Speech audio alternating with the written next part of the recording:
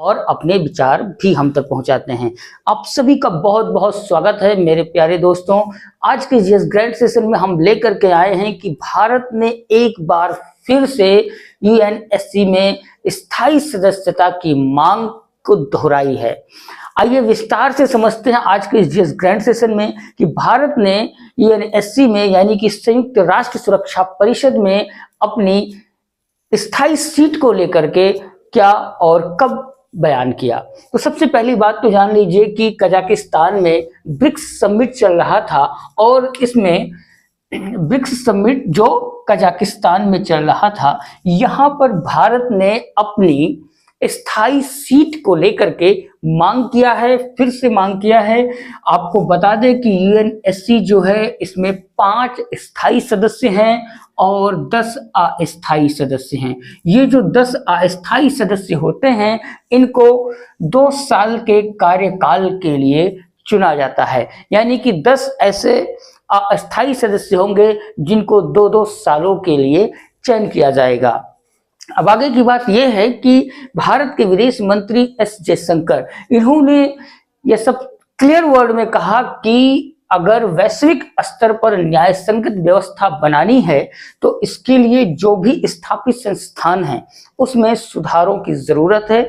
जब तक ऐसे बड़े स्तर के संस्थानों में मूलभूत परिवर्तन नहीं किए जाएंगे तब तक वैश्विक स्तर की व्यवस्था को सुधारा नहीं जा सकता है। यहाँ पर उन्होंने यह भी कहा कि जो ब्रिक्स समिट है वह अब नए पीढ़ी यानी कि वर्तमान समय में बदलाव को दर्शाता है और यह बदलाव जो है बहुत सारी असमानताओं को भी लेकर के चल रहा है। यानी कि बदलाव तो हुए हैं मगर उसके साथ साथ जो असमानताएं हैं वैश्विक स्तर पर वे आज भी जारी हैं और लगातार आगे बढ़ रही हैं। ऐसी ही अगर स्थिति बनी रही तो उनका कहना यह है कि जो वैश्विक स्तर पर सतत विकास है उसके जो लक्ष्य निर्धारित किए गए हैं ऐसे लक्ष्यों को हासिल करने में बाधा आना निश्चित है।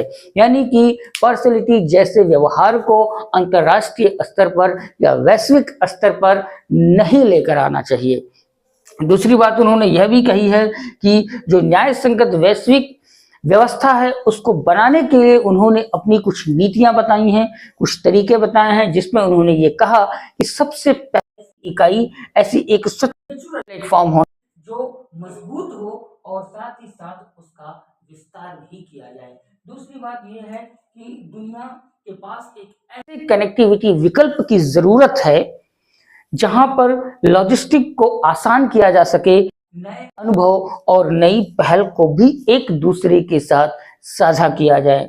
और इसके साथ साथ उन्होंने फिलिस्तीन के मुद्दे को भी दोहराया और यहाँ तक उन्होंने कहा कि फिलिस्तीन के मुद्दे को शांत करने का, उस समस्या को हल करने का प्रयास किया जाए।